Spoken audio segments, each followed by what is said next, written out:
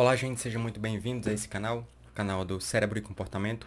Para quem não me conhece, eu sou o Márcio Araruna, eu sou neurologista. E nesse canal você vai encontrar vários vídeos onde a gente fala bastante sobre o cérebro, a gente fala sobre emoções, a gente fala sobre o comportamento, a maneira de enxergar a vida, enxergar o mundo, falamos sobre propósito, sobre felicidade, enfim, vários aspectos que são extremamente relevantes para a vida como um todo. E nessa aula de hoje, nesse bate-papo, né, que eu não gosto de chamar de aula para não ficar algo tão formal, a gente vai trocar uma ideia a respeito do segundo aspecto da inteligência emocional. O primeiro aspecto, eu já fiz um vídeo sobre isso, é o processo de autoconsciência. É o processo de você entender as próprias emoções. O segundo é você saber lidar com essas emoções, ter um certo controle. É você estar segurando o mastro do navio das emoções e não simplesmente ser um passageiro passivo e esse navio está em um mar totalmente revolto, sendo levado pelas emoções. Então a gente vai discutir sobre isso, ok? Espero que vocês fiquem até o final. E se vocês gostarem do vídeo, já peço para vocês curtirem, se inscreverem no canal e encaminhar para outras pessoas. Vamos lá!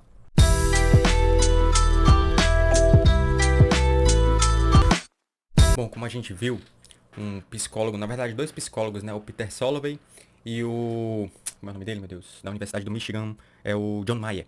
Então, o Peter Salovey e o John Mayer, eles formularam uma teoria que é a teoria da inteligência emocional. A gente conversou sobre isso em outros vídeos. E existem 5 pilares da inteligência emocional. O primeiro é você reconhecer os próprios sentimentos, as próprias emoções, que aí vem o processo de autoconsciência. O segundo, lidar com essas emoções, estar no controle dessas emoções. Terceiro, capacidade de se automotivar, capacidade de alinhar as emoções com um objetivo a fim de você conquistar e ter conquistas na vida. O quarto seria você reconhecer emoções nas outras pessoas. E o quinto seria você saber lidar com essas outras pessoas em relacionamentos. Relacionamentos tanto no trabalho quanto na família, enfim. Então hoje a gente vai bater um papo sobre o segundo, que seria como lidar com as emoções. E assim, as pessoas que são fracas nessa aptidão, na aptidão de lidar com as emoções, elas, como eu fiz essa analogia no início, né, elas vivem constantemente em um mar revolto de emoções, com as emoções domando a sua vida. É como se elas estivessem dentro de um navio e o mar está completamente agitado e o navio não tem nenhum rumo. Essas pessoas não sabem lidar com as próprias emoções, elas não conhecem os seus próprios sentimentos, elas não conseguem controlar aquelas, aquelas ondas, aquelas paixões, tanto positivas quanto negativas, né? Tanto em relação à alegria e euforia, quanto também em relação à raiva, em relação a sentimentos de vingança, em relação a tristezas. Elas não sabem lidar com isso e vivem completamente à mercê. Inclusive, a gente já falou anteriormente que existem 3 aspectos de você lidar com essas situações. Seria o processo de autoconsciência, você primeiro se conhecer, né, que é a pedra de toque da inteligência emocional. O segundo seria você estar totalmente mergulhado nessas emoções, ou seja, você é um passivo. Você é totalmente guiado pelas suas emoções, totalmente imerso nessas emoções.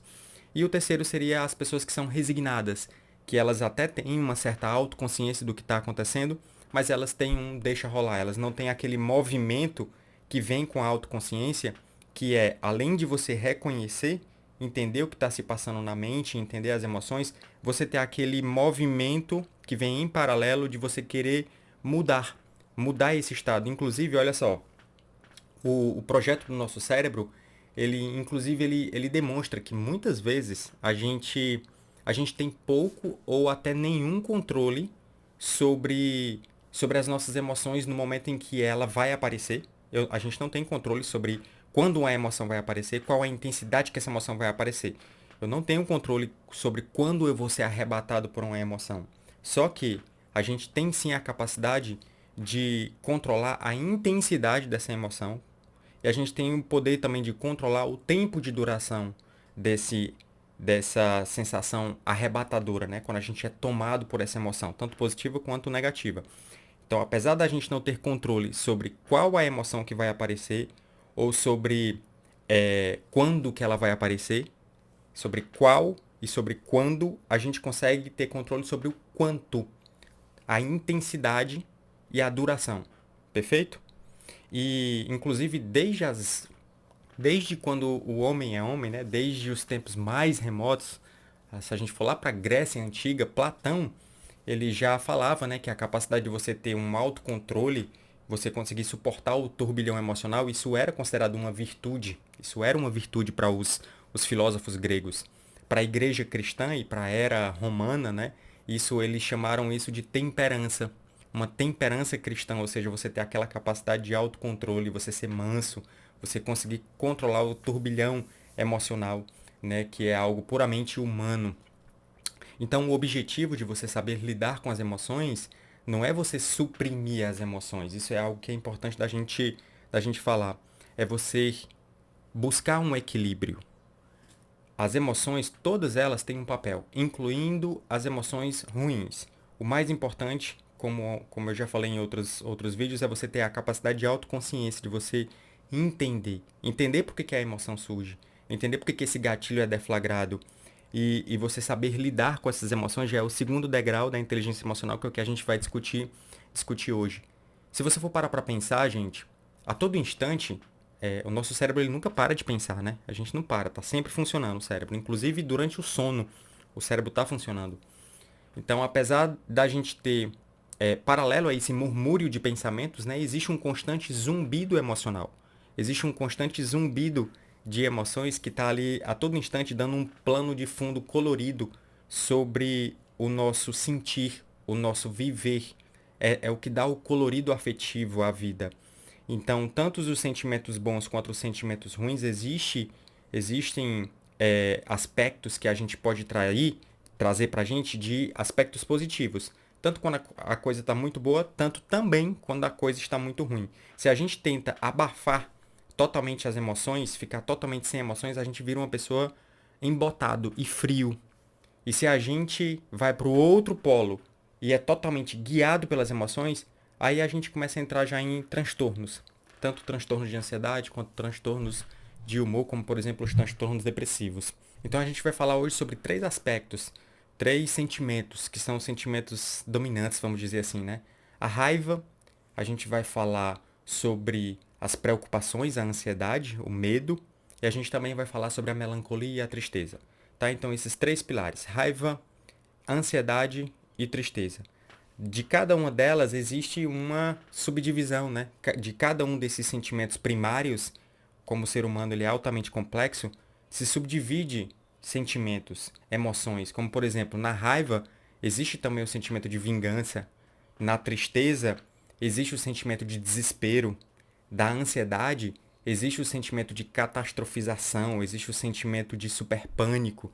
Então, de cada sentimento primário se deriva outro rol de emoções. A gente vai começar falando sobre a raiva. A raiva, gente, ela é o sentimento mais difícil de controlar. Por quê? Porque a raiva, ela traz uma sensação de energia. Ela energiza o corpo. E nós, seres humanos, somos seres... somos orgulhosos. Existe dentro de nós uma representação do ego. O ego é o seu eu interior, onde você tenta proteger de tudo. Então, a raiva geralmente é uma violação desse ego. A gente vai já já falar sobre isso. E quando existe essa violação, que vem o sentimento de raiva, que é um sentimento que energiza, esse sentimento geralmente vem com ruminações de cunho de julgamento, de cunho de culpabilizar, de apontar o dedo, de se sentir injustiçado e querer buscar a justiça, de querer fazer justiça com as próprias mãos.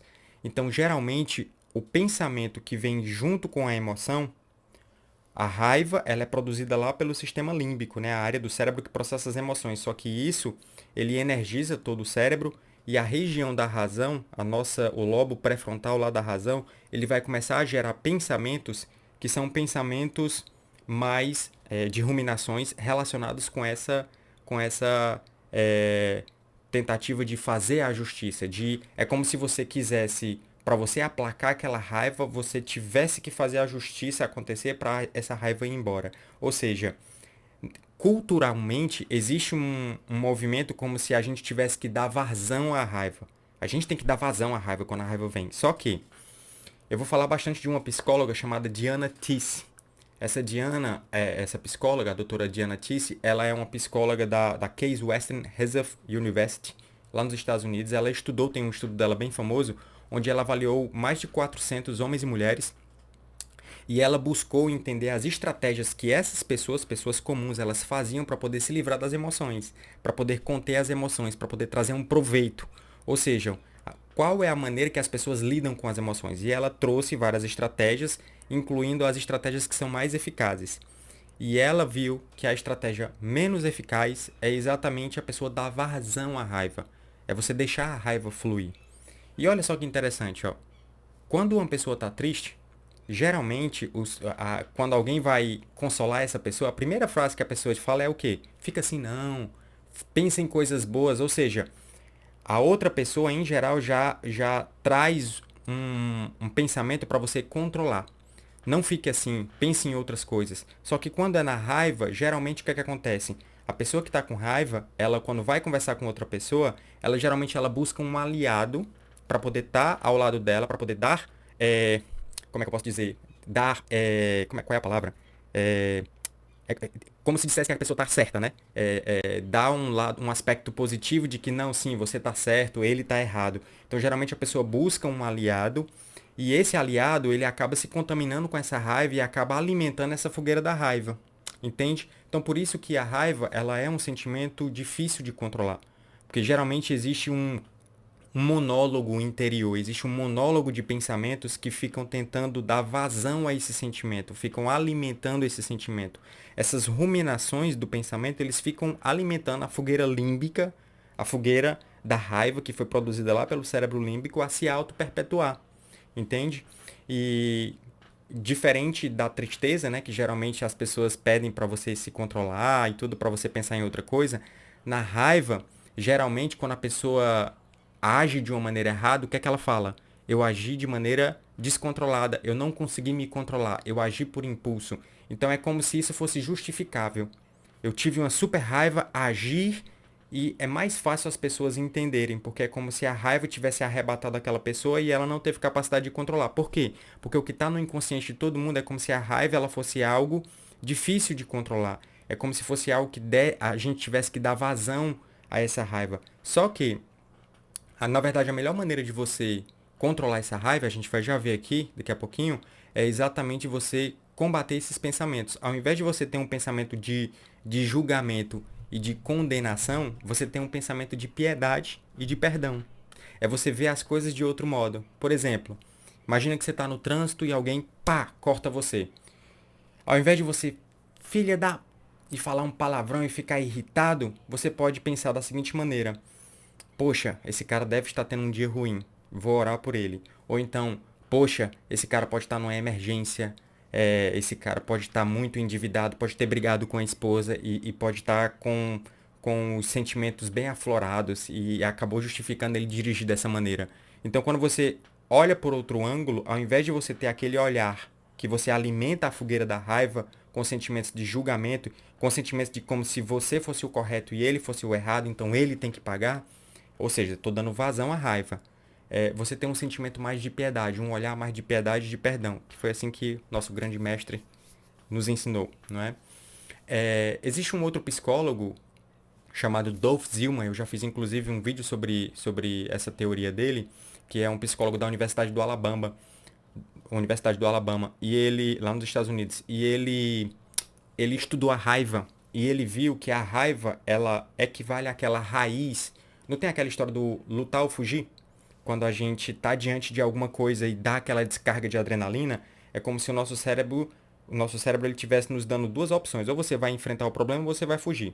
O fugir seria o medo, tá? Equivale à raiz do medo. Os dois são medo, tá, gente? Mas é como se o fugir ele fosse o medo, o perigo. Eu não consigo enfrentar esse perigo, eu vou fugir. Isso seria mais a raiz voltada para o medo, para o pânico.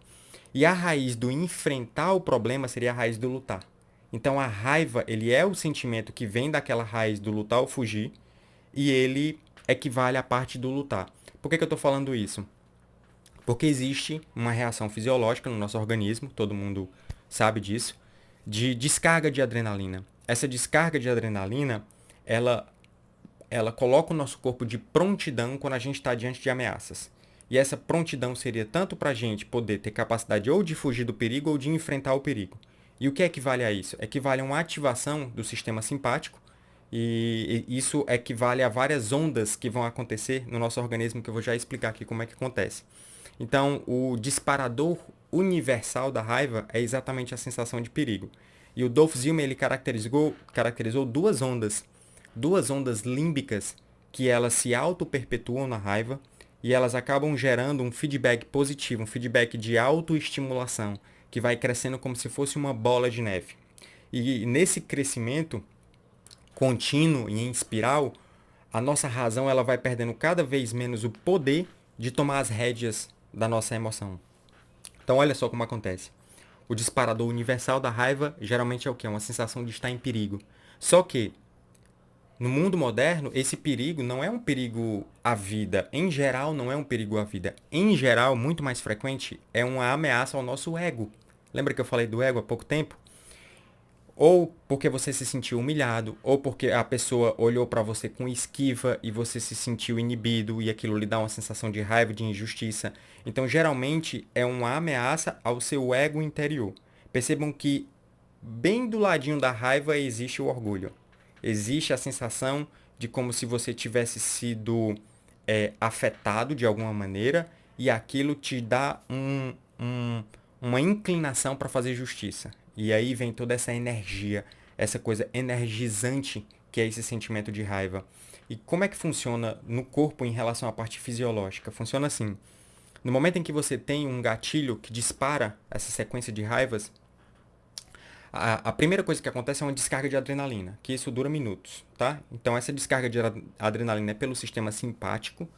O sistema simpático, ele vai ativar o cérebro, vai fazer o coração bater mais rápido, vai dilatar a pupila para entrar mais informação visual, vai deixar o seu ouvido mais acurado, ele vai deixar o seu tônus muscular, o seu músculo mais em prontidão, a quantidade de glicose, de energia que chega nos músculos, ela é aumentada.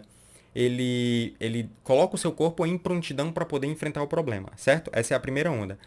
Paralelo a isso, existe uma estimulação lá da amígdala, a amígdala é estimulada também, e ela envia sinais para desencadear uma cascata de liberação de hormônios. Dentre eles é o hormônio do cortisol, que é o hormônio do estresse. Esse hormônio, ele vai estar no corpo inteiro, né? O hormônio ele vai pela corrente sanguínea e ele vai para o corpo inteiro, inclusive para o cérebro. Qual que é o papel do hormônio? O hormônio ele tem o papel de diminuir o limiar de ação, tá? Então imagina o seguinte: imagina que chamar você de um apelido faz você ficar com raiva, certo? Ou seja, o estímulo seria o apelido, fere o seu ego, você se sente com a baixa autoestima e para defender o seu ego você vai ficar com raiva. Então imagina que eu chamo o apelido uma vez e aí você fica com raiva. Se eu chamo várias vezes aquele apelido e várias pessoas começam a caçoar de você, a implicar com você, é como se o limiar para você ter uma raiva explosiva ele fosse ficando cada vez menor. E isso é por conta do hormônio. O hormônio ele faz isso. Existe uma situação nos neurônios que a gente chama de período refratário, que é o quê? Quando o neurônio ele dispara, ele tem um período em que ele não consegue disparar, por mais que o estímulo chegue. Só que os hormônios, eles reduzem o período refratário. Os hormônios, eles tanto reduzem o período refratário, ou seja, fazendo com que os neurônios eles disparem com mais facilidade. O que é que significa? Que o limiar de ação baixou, o limiar de ação para você reagir baixou, tá desse tamanhozinho, como se sua paciência tivesse diminuído. E além disso, ele aumenta a quantidade de receptores, ele mexe na produção de proteínas, os hormônios, então ele reestrutura o cérebro para que você fique mais atento para aqueles sinais de ameaça, aqueles sinais que vão desencadear a raiva. Ou seja, é como se ao menor gatilho você já deflagrasse toda a raiva. Então o que acontece? Vai em uma primeira onda límbica. Seu corpo fica energizado através do sistema simpático, seu corpo fica em prontidão e isso dura minutos. Logo em seguida vem liberação de cortisol. O hormônio cai no sangue, vai para o cérebro, seu cérebro fica com um limiar de ação, um limiar de explosão para a raiva menor. A raiva aumenta. Só que quando a raiva aumenta, o que acontece? O seu limiar baixou, então qualquer mínimo estímulo traz uma nova onda de estimulação do sistema nervoso. O sistema simpático de novo é liberado, a amígdala novamente libera hormônio. E o hormônio aumenta novamente a sua secreção e reduz o limiar de ação. Então é como se o seu pavio fosse ficando cada vez mais curto. A cada estímulo, a cada microestímulo que chega, a cada vez que eu repito o seu apelido, é como se você fosse ficando cada vez mais tomado por raiva, por emoção. Então isso vai girando em uma espiral de autoestimulação, como se fosse uma bola de neve. É por isso que uma pessoa que normalmente não se irrita com os filhos ou com o barulho, quando chega em casa e teve um dia ruim no trabalho, facilmente explode com os filhos. Por quê? Porque ele já vem com o limiar de ação dele já bem baixinho. Qualquer estímulo que o irrite, então tipo os filhos brincando já pode ser algo para ele explodir, algo que normalmente ele não faria. Entende? Então, a raiva, ela se alimenta de raiva. A raiva se alimenta de raiva. Olha que. Ó, escreve essa frase, escreve essa frase. A raiva se alimenta de raiva. É por isso que a própria Diana Tisse, ela falou o seguinte: quando as pessoas dão vazão à raiva, isso é uma estratégia péssima para você se livrar dessa emoção. Por quê? Porque ela tem uma história de uma auto-perpetuação. Quanto mais você tem pensamentos de ruminação, de fazer justiça com as próprias mãos, ou de ficar com raiva e alimentar aquela raiva interior, mais essa fogueira ela vai crescendo. É como se você estivesse jogando álcool na fogueira. Você está alimentando a fogueira. Então a raiva, ela vai alimentando a própria raiva e isso vai em um crescente espiral. Qual que é o problema disso? Quando a raiva está muito grande, a emoção está muito grande, isso faz com que a razão, que seria a principal arma que você tem, que seria a arma que o Platão chamou de aptidão virtuosa, que os cristãos chamam de temperança, a razão é a única arma para poder dominar esse espiral límbico. Só que quanto maior o espiral límbico, menos a razão vai ter um poder, menos a razão vai ter potencial para poder reverter tudo isso. Chega um momento em que a raiva ela fica numa raiva explosiva. Isso pode cegar a razão, fazer com que a pessoa acabe fazendo bobagens. É daí onde vem os crimes e os assassinatos em momentos de raiva, em momentos de extremas paixões vingativas. Entende? É o espírito de Caim. É o que há de mais. É o que há de mais ruim no ser humano. O que há de mais é, primitivo e selvagem no ser humano. É como se as lições selvagens que, pensando do ponto de vista evolutivo, né, foram sendo trazidas ao longo das eras, é como se ele aflorasse, a gente deixasse de ser humano e passasse a ser um bicho, entende? Enfim, é algo para refletir. E como eu lido com isso então, Márcio? Como eu posso fazer para poder lidar com essa raiva? Bom, vocês perceberam que a raiva é uma espiral, não é? Então, cada gatilho ele vai se auto-perpetuando. Então, quanto mais precoce você contesta a raiva, igual como eu falei no início, que a Diana Tisse tinha sugerido, de você ver com outros olhos, de você contestar aquele pensamento de que eu fui ferido, eu tenho que fazer justiça com as próprias mãos, enfim, essa coisa bem primitiva, quanto mais precoce isso nesse espiral, mais eficaz ele é. Então, o primeiro ponto é você avaliar e contestar essas ideias que disparam aquele surto inicial. Só que, como eu falei, isso funciona só em até um certo nível, porque chega um ponto em que a razão ela não consegue mais agir. E aí você vai estar totalmente naquele mar revolto e sem segurar o mastro do seu navio. Outra coisa, outra estratégia é você se afastar dos estímulos. É você estar no meio daquela confusão, você tá com o peito cheio de, de fúria, é você sair dali. Só que, se você sair dali e ficar alimentando com a mente, ficar ruminando, não vai funcionar. Você simplesmente não vai agir do ponto de vista exterior, né? Mas do ponto de vista interior, você já está agindo. E Cristo falou, né, que se você pensa em matar um seu inimigo, você já o matou, né? Porque a ideia é você evoluir, é você amadurecer. Então não adianta você sair, não agir para você não ser punido, né? Você não ser preso se você fizer uma bobagem, mas dentro de você você já maquinou, você está se autoalimentando, então não adianta. Então é sair, se distrair, mudar o foco para outra coisa, esquecer aquilo e tentar olhar aquilo que aconteceu com outros olhos, ok? Uma das estratégias que a Diana Tisse ela sugere é também técnicas de relaxamento, porque olha só, a raiva é uma situação de alta energia. Então, se você traz uma sensação de relaxamento, de paz, de tentar, enfim, várias técnicas de relaxamento que existem, relaxar a musculatura, é um estado de físico incompatível com a raiva, porque a raiva é um estado de alta energia e o relaxamento é um estado de baixa energia. Então é como se, do ponto de vista fisiológico, já colocasse o meu corpo em uma direção diferente, entende? É como se eu tivesse segurado o mastro do navio e já tivesse direcionando o navio para outro lado. Outra coisa é exercício físico. Márcio, mas exercício físico não é uma situação de alta energia? Sim. Só que depois que você sai do exercício físico, o que é que acontece? Existe liberação de endorfinas, existe uma sensação de relaxamento, uma sensação de bem-estar produzida pelos hormônios que foram induzidos pelo estado de atividade física. Então, a atividade física, sim, também é uma estratégia. Quando você sai da atividade física, a sensação é a sensação de relaxamento e de baixa energia. Perfeito? Estão acompanhando tudo? Agora a gente vai falar sobre preocupação. Preocupação e ansiedade. A ansiedade, gente. Primeira coisa, a ansiedade é normal. Tá? Tudo que eu tô falando aqui é normal do ser humano. Ansiedade, preocupação, medo, raiva, ira, tristeza, tudo isso é normal. O problema é a intensidade. E como eu falei, a nossa estrutura cerebral, a gente não consegue ter poder quanto a quando o sentimento vai vir e qual o sentimento vai vir, mas a gente tem poder sobre o quanto, qual é a intensidade e qual é a duração. E quanto mais eu rumino no sentimento, quanto mais eu fico com pensamentos maquinando naquele sentimento, mais o sentimento cresce. Então, a quantidade dele vai aumentando. Então, por isso que uma estratégia universal é você mudar o foco, certo? Isso aqui eu acho que vocês já conseguiram perceber e eu vou falar isso nos próximos tópicos também. Em relação à preocupação, a preocupação, a ansiedade a gente pode dividir ela em dois polos. Existe o polo relacionado com sintomas físicos, que é, na ansiedade, o meu corpo ele acelera, o sistema simpático ele também é ativado, igual da raiva, o coração acelera, sudorese, pupila dilata, o corpo fica energizado. Só que o pensamento não é um pensamento igual à raiva, que seria um pensamento mais de vingança e tudo, e de fúria, e de tentar fazer justiça, enfim.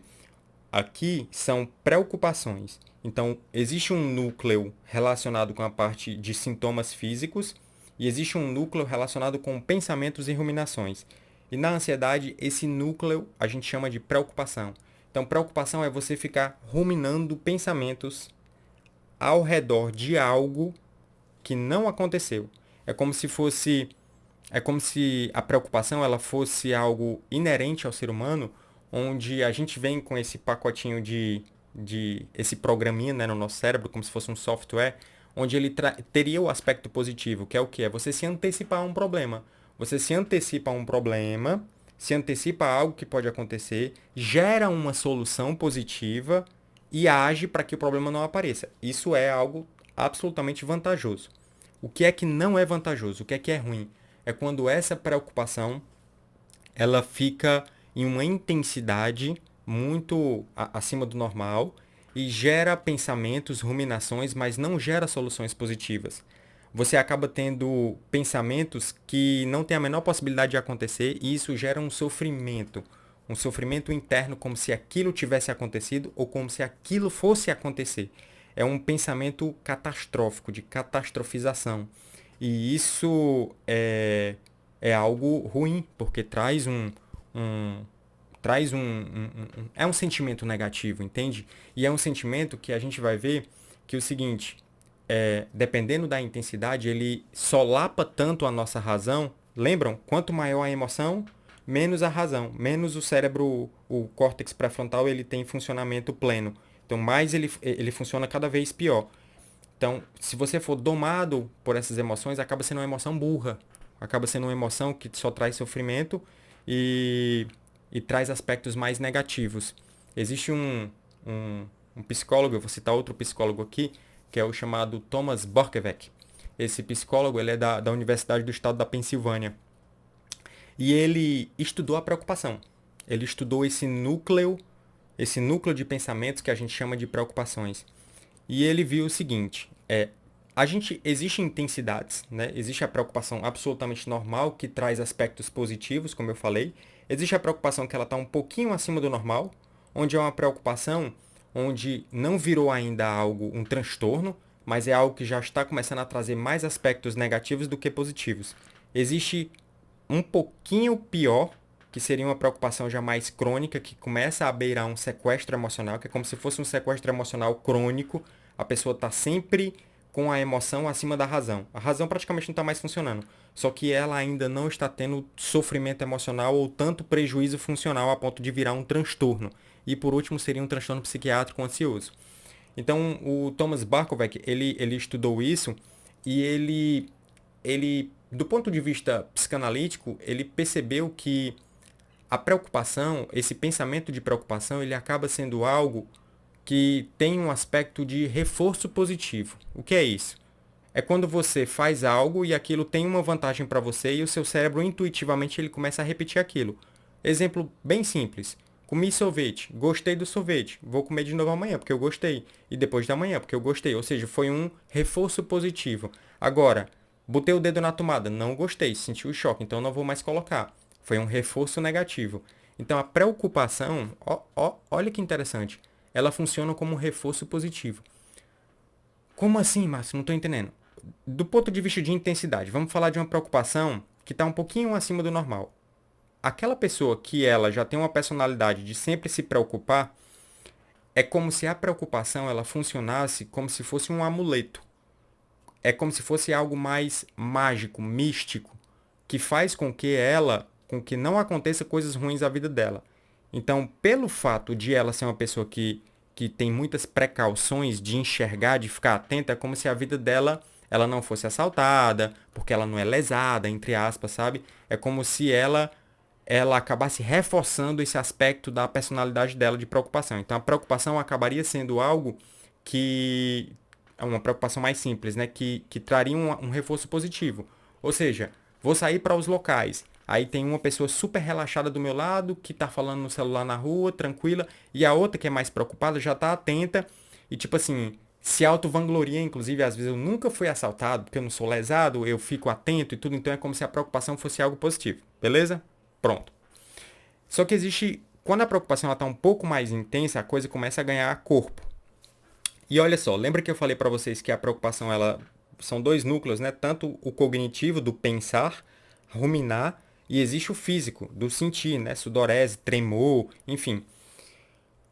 A nossa mente, em geral, a preocupação, ela funciona como se fosse um ouvir mental, muito mais do que um ver mental, entende? Então, a preocupação é algo em relação ao futuro. É como se eu me antecipasse com algo potencial. Em geral, quando você visualiza uma cena mental na sua mente, algo catastrófico, aquilo traz uma sensação de angústia e de ansiedade, ativação, coisa ruim. Coração bate rápido, sudorece, pupila dilata ou fica tremendo, então isso é algo ruim. Sentimento. Desculpa, são as reações orgânicas do corpo em relação à ansiedade. Só que no momento em que isso é ativado, ou seja, a imagem mental veio e ativou isso. O que acontece? Foi que o Barkov viu. Ele viu que a pessoa começa a imergir em pensamentos de preocupação. E vem pensamentos, um pensamento atrás de outro. Cada pensamento gera uma subpreocupação. E a pessoa começa a ficar imerso naquilo. Consequência é que quando você foca a atenção aos pensamentos, é como se aquilo acabasse tirando aquela imagem catastrófica inicial, ou seja, a imagem, a visualização é como se você já não visualizasse mais, você está só no ouvir mental, e aquilo traz um alívio parcial para aquela sensação de ansiedade, entende? Aquela sensação do coração acelerado, do tremor. Então você fica mais imerso em pensamentos, mais em ruminações, tirando aquele desconforto inicial, orgânico, e tirando a sensação da imagem catastrófica da mente. Você fica mais com o ouvir mental. Isso acaba também sendo um reforço. Por quê? Porque quando você dirige a atenção para essas ruminações, você tira aquele sentimento inicial. E o Barkov viu também que o visualizar a imagem catastrófica, ela tem um poder mais forte de disparar reações ansiosas do que o ouvir mental. E quando você direciona a sua atenção para as ruminações, é como se você direcionasse os pensamentos apenas para o ouvir mental. Então existe algo de um reforço positivo para que você fique sempre pensando. Qual que é o problema disso? O problema é que quando isso cronifica, ou seja, quando a pessoa ela começa a ficar sempre ansioso, sempre pensando dessa maneira, isso faz com que o cérebro dessa pessoa comece a ficar mais rígido. O que significa isso, Márcio?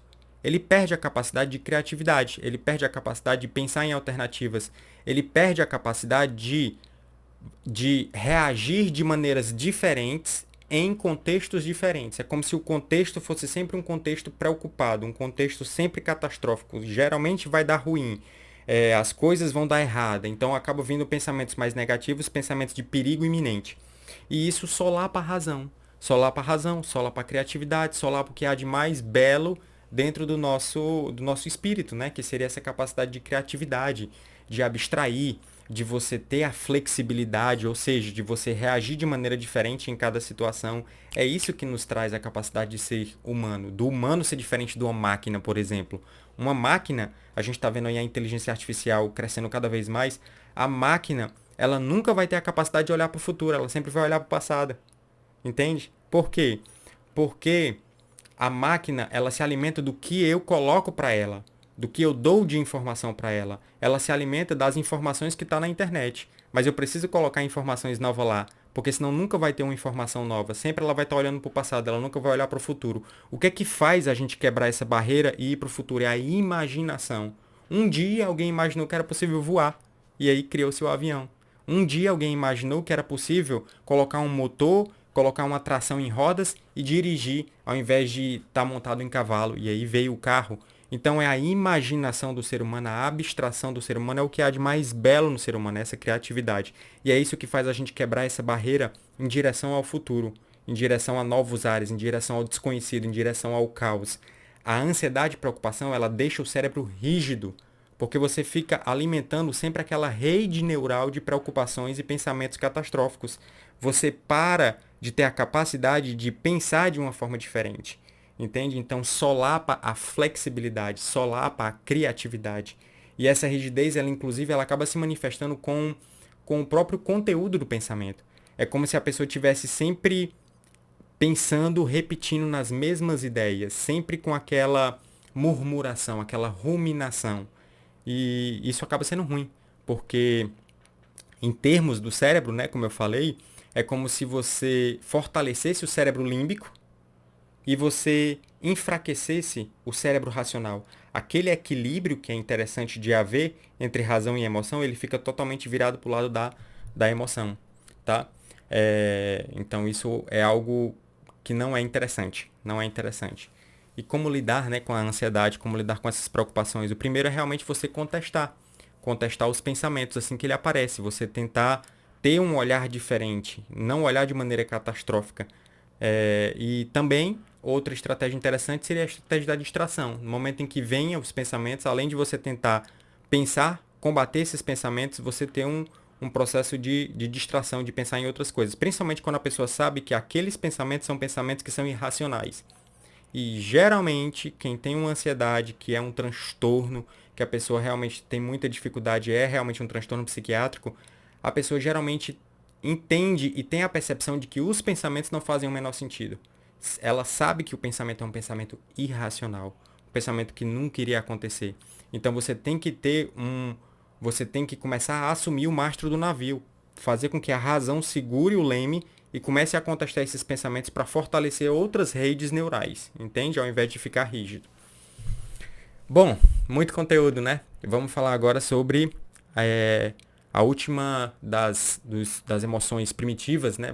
A gente falou sobre a raiva, a gente falou sobre as preocupações e ansiedade, agora a gente vai falar sobre a tristeza. Tristeza e melancolia. Bom, a tristeza, ela, como eu falei lá no início, quando eu estava falando sobre a raiva, ela é um estado de espírito em que as pessoas geralmente elas querem se ver livre, é diferente da raiva, né? Na raiva, geralmente a pessoa se energiza e não consegue se livrar daquilo, é um sentimento mais intransigente. Na tristeza, não. A tristeza, geralmente, quando a pessoa tem esse sentimento, logo logo ela quer se ver livre. Logo logo ela quer fazer com que isso saia de dentro dela, né? Porque é um sentimento negativo, é um sentimento melancólico, é um sentimento ruim. E só que é importante perceber que para todo sentimento existe um motivo dele existir. E a gente pode extrair coisas positivas de todo sentimento. O sofrimento, a dor, eu acredito que seja um momento único em relação a um convite para a maturidade. Eu não acredito em um crescimento se não houver dor. Eu realmente acho que os momentos em que o ser humano mais cresce são nos momentos de mais dificuldade, mais dor, mais sofrimento. Eu sou capaz de agradecer a Deus pelas dores que eu senti na minha vida, pelos sentimentos, pelos sofrimentos, porque foram aquilo que me transformaram em quem eu sou hoje, na versão que eu sou hoje. Mas a pessoa tem que ter essa capacidade de segurar o mastro do navio, de tentar extrair algo de positivo nos sentimentos negativos. O sentimento de luto, por exemplo, quando a gente perde alguém, é algo fisiológico, é como se o nosso próprio organismo ele começasse a fazer com que a gente não visse mais graça nos prazeres, é como se o nível de energia do corpo ele baixa, é como se os nossos pensamentos estivessem sempre envolto daquela ruminação da perda. Então, isso é um momento, é um convite para um pensamento reflexivo, é algo importante. Só que a pessoa tem que realmente tentar extrair algo de positivo nisso, porque você está imerso no pensamento e acabar se transformando em uma depressão é algo que não é interessante. Claro que às vezes a pessoa não tem controle sobre isso, às vezes é algo que precisa de ajuda. Mas a própria Diana Tisse, né, aquela psicóloga que eu citei no início, ela mesma já falou que ela mesma observou nos estudos dela que quando a pessoa tem estados de melancolia e tristeza leve, em geral com os próprios recursos interiores é possível a pessoa sair desse estado e em geral sair mais forte, desde que a pessoa saiba, desde que a pessoa tenha as ferramentas necessárias para poder agir, para poder sair, para poder extrair algo de positivo naquilo. No caso de um luto, por exemplo, é importante a pessoa ter esse recolhimento, mas ao mesmo tempo ter o direcionamento de uma ressignificação, de enxergar a vida de uma maneira diferente, de tentar ver com outros olhos, tá? Então isso é algo extremamente importante e necessário para um crescimento do estado de espírito, para um crescimento como um ser humano. Só que, como eu falei, né, infelizmente, a maioria das pessoas, quando estão nesse estado negativo, e eu vejo isso no meu consultório, geralmente as pessoas querem soluções rápidas, as pessoas querem sair daquilo, as pessoas pedem um comprimido para sair daquilo, as pessoas querem sair daquilo o mais rápido possível. Algumas vezes, principalmente em mulheres, isso é provado em estudo, elas acabam indo mais para prazeres como comida, né? Comer. Comer acaba sendo uma distração, acaba sendo um momento de tentar buscar um bem-estar interior e sair daquele estado ruim. Só que existe o lado ruim, né? Que tipo assim, quando ela começa a comer, depois que ela se satisfaz, depois que acaba aquilo ali, vem um sentimento de culpa, né? E um sentimento de culpa também por ganhar caloria, por engordar, enfim. Já os homens, em geral, eles acabam lidando mais com álcool e drogas. Eles usam álcool, drogas para poder abafar esse estado negativo. Então é como se você negasse uma oportunidade de estar em contato consigo mesmo. Qual que é a consequência disso? É a consequência como se você nunca fosse desenvolver o processo de autoconsciência. Porque o estado negativo é como se ele te puxasse para você, é como se o seu corpo, a sua mente, a sua alma está pedindo para você ter um contato consigo mesmo. E se você vai tentar se distrair de uma maneira que não é produtiva, isso pode acabar trazendo mais consequências ruins. É, Quando você tenta suprimir aquilo, né, sem tentar entender, você não traz um aprendizado, não se extrai aprendizado do ruim, do deserto, né? E é interessante que a gente tenha esse movimento de conseguir ter esse lado de crescimento espiritual e crescimento como ser humano. Uma das estratégias que a Diana Tisse viu, que as pessoas melancólicas geralmente elas têm, é de ficar sozinhas. E ficar sozinho, isso é algo que não é interessante do ponto de vista de você lidar com aquela emoção. Quando é uma tristeza bem leve, uma autorreflexão e tudo, um convite para estar consigo mesmo, tudo bem, isso às vezes é suficiente, mas às vezes essa tristeza ela já está num nível de intensidade um pouquinho maior. Quando ela está nesse nível de intensidade um pouquinho maior, a coisa pode começar a fugir do controle. E é importante a pessoa recrutar recursos internos para poder sair disso, para poder extrair aprendizados. Uma dessas estratégias é distração, como eu falei.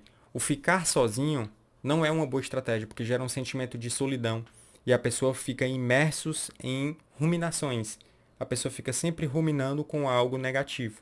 É como se, quando a pessoa está depressiva, a- o núcleo de preocupação, ele volta mais para si, mais para aspectos de negativos. Então é a pessoa se sentindo feia, é a pessoa achando que o casamento vai acabar porque ela está deprimida, é a pessoa se sentindo triste porque não está conseguindo render, não está conseguindo ter produtividade, é a pessoa triste porque ela não consegue ter energia no corpo para poder se levantar e para tomar banho. Então, as preocupações na tristeza são ruminações, são preocupações, mas elas se voltam mais para si. É mais o que se chama na psicopatologia de sentimentos de menos-valia. É como se a pessoa estivesse cada vez mais se autodeteriorando, entende? Em pensamentos. E essas ruminações, elas precisam ser combatidas. Então, é importante combater esses pensamentos e uma das estratégias também envolve a distração, né? O ficar sozinho não é algo interessante quando é algo um pouquinho mais intenso, tá? A gente sempre está falando em termos de espectros de intensidade, tá? Porque quando você alimenta o estado de tristeza, você não extrai nada bom. Se você só alimentar o estado de tristeza e você não gerar uma solução positiva, não gerar um amadurecimento, isso não é um movimento eficaz. Isso só piora o estado de tristeza. Então é importante você sempre ter. Lembre que a autoconsciência é você entender os próprios sentimentos e já ter um movimento em relação a direcionar para a maturidade. Teve um, eu passei por um momento difícil no período de faculdade e eu lembro como se fosse hoje que eu acordei, eu estava super angustiado, uma emoção muito ruim, muito negativa. E no outro dia eu decidi acordar cedo para eu poder ir andar de bicicleta. Foi algo intuitivo. Eu não entendia nada de emoção ainda, mas foi algo intuitivo, ou seja, eu sabia que eu não queria ficar naquilo, então eu queria reunir a minha energia para poder extrair algo de positivo e ter uma direção para o outro lado. Então eu lembro que eu acordei, peguei a bicicleta e fui andar de bicicleta, observando a natureza, tentar gerar energia no meu corpo. Ou seja, é como se eu estivesse indo tanto buscando a distração, só claro que foi tudo de maneira intuitiva. Hoje, ainda bem que existe conhecimento a bambão aí para poder ajudar as pessoas, tá? Então, hoje eu já faço terapia com muita frequência, já aumentei muito a minha capacidade de autoconsciência e a terapia ela faz exatamente isso, ela aumenta muito o entendimento de você saber o motivo dos sentimentos terem aparecido, tanto os sentimentos positivos quanto os negativos, você se autoconhece. Só que quando você está na tristeza, imerso na tristeza, se você ficar ruminando e entender o motivo da sua tristeza, mas você não ter esse sentimento em direção ao amadurecimento, você ficar imerso apenas em ruminações negativas, isso só vai perpetuar o estado de tristeza. A ruminação, como um todo, como a gente viu, tanto na raiva, quanto na ansiedade, quanto agora na tristeza, a ruminação nesse mesmo pensamento, imerso no pensamento, é algo que não é positivo, não é vantajoso. Tá? A gente sempre tem que ter o processo de combater os pensamentos, principalmente quando eles são pensamentos ilógicos, pensamentos que estão solapando a nossa razão. Então só é como se fosse o sistema límbico, que é irracional, entre aspas, falando. Tá? Então o primeiro passo para você combater seria realmente contestar os pensamentos. O segundo passo é você buscar as distrações, né? Como eu falei, como por exemplo o papel da atividade física. Lembra que na ansiedade, técnicas de relaxamento gera um estado corporal diferente da ansiedade, que é um estado de alta ativação. Na tristeza, a atividade física ela é um estado de alta energia e a tristeza é um estado de baixa energia. Então é como se eu estivesse movimentando o meu corpo para aquele estado. Então por isso que é importante distrações e aí entra o papel da atividade física. Falando ainda sobre contestar os pensamentos, né? Existe um psicólogo chamado Richard Venslav. Ele é um psicólogo da Universidade do Texas. E ele estudou bem isso aqui, eu achei bem interessante o trabalho dele, onde ele mostra que quando a pessoa ela está triste, os pensamentos dela geralmente ficam em voltas do mesmo conteúdo triste. Ele, ele, ele pegou algumas pessoas, né, fez um estudo e ele colocou algumas opções de distração. A gente está falando aqui de contestar pensamentos de distrações, né? Ele colocou algumas opções de distrações e quando ele dava para as pessoas que estavam deprimidas, as distrações geralmente eram distrações de conteúdo melancólico. Então, geralmente as pessoas buscavam se distrair escolhendo coisas que elas têm um fundo melancólico. E ele percebeu o quê? Que essas pessoas, elas, os próprios pensamentos, os pensamentos de autoassociação, sempre estão envoltas a pensamentos tristes, a pensamentos negativos. O nosso cérebro, existe uma rede no nosso cérebro que a gente chama rede de modo padrão. Quando é que essa rede é acionada? O tempo todo. No momento em que a gente não está atento a algo, essa rede ela está acionada. Então, por isso que o nome é rede de modo padrão, porque é como se fosse o padrão normal de funcionamento da gente. Sabe quando a gente não está pensando em nada e está só em pensamentos, viajando nos pensamentos? Isso é a rede de modo padrão. E essa rede de modo padrão, ela vai associando um pensamento com outro. Geralmente, os pensamentos eles são assim. Se eu penso, por exemplo, num liquidificador, é mais fácil eu pensar em talher, em fogão, em geladeira, porque tudo tem um núcleo de tema. Qual o tema? Cozinha. Se eu pensar em futebol, é mais fácil eu vir na minha mente chuteira, grama, trave de futebol, bola de futebol. Então essas coisas se associam. A minha mente ela organiza as coisas baseadas em temáticas, em temas. Foi que esse psicólogo descobriu que a nossa mente ela associa também não só baseada em temas, mas também baseada em estado de espírito. Então, quando o meu estado de espírito é um estado de espírito triste, os meus pensamentos que se associam na mente sempre vão ter conteúdos de tristeza. Por isso que a ruminação ela se auto-perpetua, entende? E quanto mais imerso e por muito tempo nesses pensamentos, mais essa rede ela vai ficar fortalecida. E mais difícil vai ser você sair disso. Por isso que é importante contestar os pensamentos. Uma das estratégias que esse próprio psicólogo ele traz é que é você ver as coisas de uma maneira diferente, como eu tava falando. Existe um estudo onde observou-se pacientes com câncer. Pacientes em vários estágios de câncer, vários estágios. Tanto de um estágio numa gravidade pequena, como no estado de uma gravidade muito grande, assim, de beirando a morte. E quando esses pacientes eles se comparavam com outros pacientes dentro do hospital, né, fazendo tratamento, é comum ter colegas de quarto, ou ver pessoas no corredor, ver outras pessoas que estão enfrentando o mesmo problema. Quando eles viam outros pacientes num estado pior do que o deles e eles se comparavam, o sentimento de bem-estar e gratidão aumentava. Então eles melhoravam o estado de espírito deles. Ao contrário, se eles começavam a se comparar com uma pessoa saudável, o estado de espírito deles baixava. Ou seja, tudo questão de perspectiva, tudo questão de como você enxerga as coisas. Então, quando você tenta contestar os pensamentos de tristeza e enxergar as coisas de uma maneira diferente, você melhora esse estado de espírito, entende? Então, as distrações elas têm o seu papel e as distrações mais eficazes são aquelas que conseguem mudar o seu estado de espírito. Como eu falei, o papel do exercício físico, por exemplo, tá? O papel do exercício físico.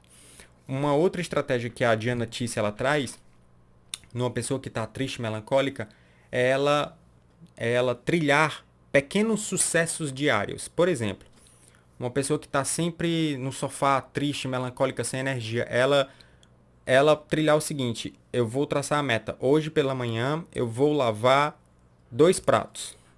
E quando ela faz aquilo, lava os pratos e tudo, e lava ali a pia, ela tem uma sensação de pequena vitória diária, entende?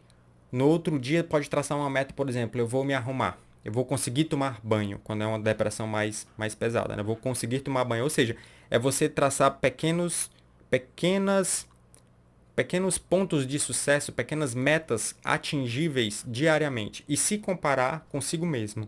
Um dia, hoje é melhor do que ontem. Amanhã vai ser melhor do que hoje. Se você se compara com outra pessoa, isso tende a piorar, tá? Igual os pacientes com câncer. Você tem que comparar, só que nesse caso aqui de pequeno sucesso diário, você se comparar consigo mesmo, com você, entende? Cada dia ser um dia melhor. Outra coisa, outra estratégia é você se envolver em atividades de filantropia, de ajudar as pessoas. Quando uma pessoa que está com muito pensamento negativo, ela começa a ajudar outras pessoas, elas geram um exercício de empatia, ou seja, de se conectar com outra pessoa, enxerga uma realidade totalmente diferente da dela, e isso notavelmente vai vir uma autocomparação. E pelo fato de estar fazendo o bem, isso traz um bem também para si, né? Porque isso gera um sentimento de positivo dentro de si. Então, essa estratégia, a Diana Tiss percebeu que era uma estratégia altamente eficaz, só que era uma estratégia pouco utilizada. E outra possibilidade para você também, para ajudar sempre, né, é o contato com o divino, né? Independente de qual seja a religião, independente de qual seja a crença, mas você ter uma conexão com algo superior e enxergar um papel nesse mundo acima além do papel de ser humano, você buscar um significado maior, um significado que está além da nossa esfera que a gente vive, ok? Então espero que vocês tenham gostado. Para você que gostou, peço que curta, que compartilhe, que envie esse vídeo para outras pessoas, que indiquem o canal, para que o canal consiga crescer e eu consiga trazer mais conteúdo de qualidade, ok? Forte abraço.